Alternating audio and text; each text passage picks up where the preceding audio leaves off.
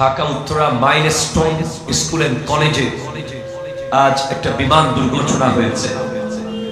যে বিমান দুর্ঘটনার কারণে আজ গোটা বাংলাদেশের প্রত্যেকটা বাবা মার হৃদয়ে রক্তক্ষরণ হয়েছে।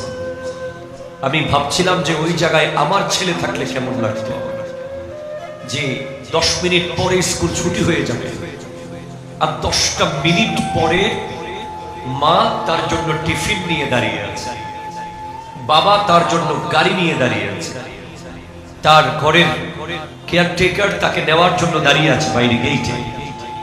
ঠিক সেই সময় স্কুলের ভেতরে এসে একটা যুদ্ধ বিমান যখন ভূপাতিত হয়, তখন মানুষ পুড়ে যাওয়াটা তো স্বাভাবিক, তবে আওয়াজ কেমন হয়েছে, সে সিচুয়েশনটা কেমন ছিল।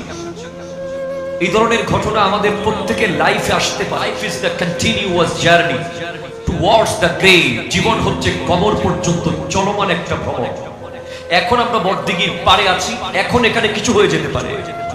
সেজন্য আমাদের সব সময় চেষ্টা করতে হবে চলাফেরার পথে আল্লাহর দ্বীনের কাজের সাথে সম্পৃক্ত থাকবে। ঠিক কিনা কথা জোরে বলেন। আমরা আজ দেখেছি গোটা বাংলার মানুষ কেঁদেছে, আমরাও কেঁদেছি, আমরা আল্লাহর দরবারে দোয়া করেছি।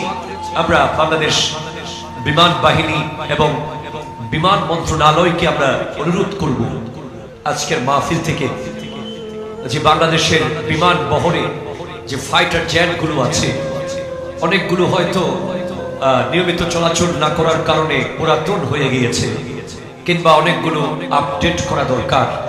এই বিষয়ে অনেক সচেতনতার দরকার আছে।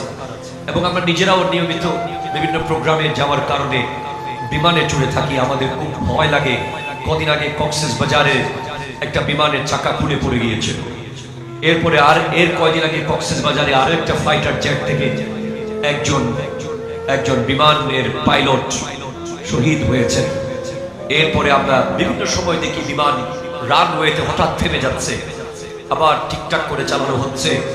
আমি মনে করি যে একটা বিমান দুর্ঘটনা মানে লক্ষ লক্ষ মানুষের কষ্টের কারণ, অনেকগুলো পরিবারের স্বপ্নভঙ্গ।